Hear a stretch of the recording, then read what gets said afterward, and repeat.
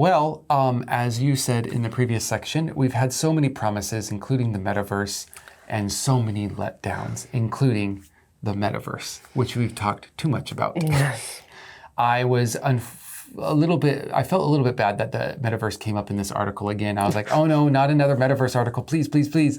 But thankfully, it switched gears into the AI program called ChatGPT, which, unlike the metaverse, is promising and people are quite excited about. It is able to generate text, any sort of text, with a very human-like quality. In fact, it's quite indistinguishable from humans often, which can create issues.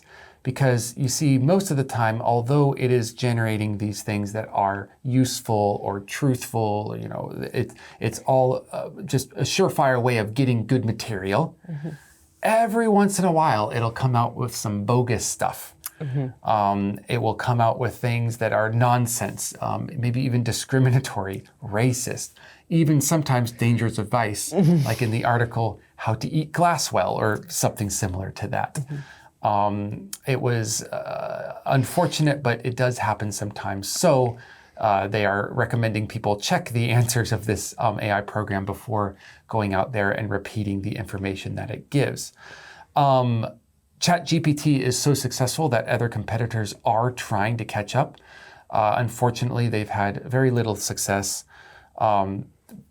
We took some of these AI programs for a spin, but unfortunately they spat out absolute nonsense, unlike ChatGPT. We still kind of remains to be seen whether this is going to be the next big thing or not, but it does seem like it's going to be very influential because there is the AI art problem as well, as you know. Yes. And so AI is able to create art which is very human-like, which has caused people to question what is art. Again, a next questioning, and now we have to question what is words. What is the article? Is an AI generated article going to be just as valuable and just as viable as a human generated one, or even more so? Yes, it's interesting. But I think the first thing that everybody worries about is, oh my God, it's going to take my job or someone's job. And I don't think, having used it, I mean, of course, in the future it may change and develop into something else, but having used it, I really don't think it's capable of replacing any person in any job. But it could be, if it gets a bit better, it could be a great tool for a lot of jobs. So what industries do you think will be most affected, helped, assisted by chatbots like ChatGPT? Well, I think the industries that are heavy on writing, or research, I could also say. Because like you said, the summaries of books, or perhaps you're a journalist and you have to get a story out real quick, or perhaps you're an online article writer and you need to generate, well, there's been actually a lot of talk about how most gadget or technology articles are already AI generated because they're so bad sometimes, like absolutely miss the mark. However, we could probably chalk that up to excessive ad revenue. Anyways, like if you need to get something done real quick, or if you need help writing articles while you focus on other work, this would be a great tool for that. Book summaries, or for even my own job, being able to write articles like this, or articles that I might need for a class, write it in. I need a one-page article on this subject, enter, gonna get something. So it will be a nice tool. Maybe someday take over jobs, but for now, I think we're safe. Yes, for now. What are some of the issues or major problems that ChatGPT could have when used in school or work or wherever? Well, the school issue, did seem to be a massive problem. I'm so glad I'm not a kids' school teacher or examiner right now, because how do you check? It sounds so indistinguishable from actual human writing. How would you know whether your student wrote the essay, the article you asked them to, or whether ChatGPT did? Yeah, and you'd be like, oh, well, ChatGPT is going to use bigger words, but you can instruct GPT to, at least from what I understood, you can instruct it to write at a 5th grade level, at a 7th grade level, whatever. Yeah. That's a big one. That is crazy right now. It's just like the kid who won the art contest in Colorado in the U.S., but it was AI generated.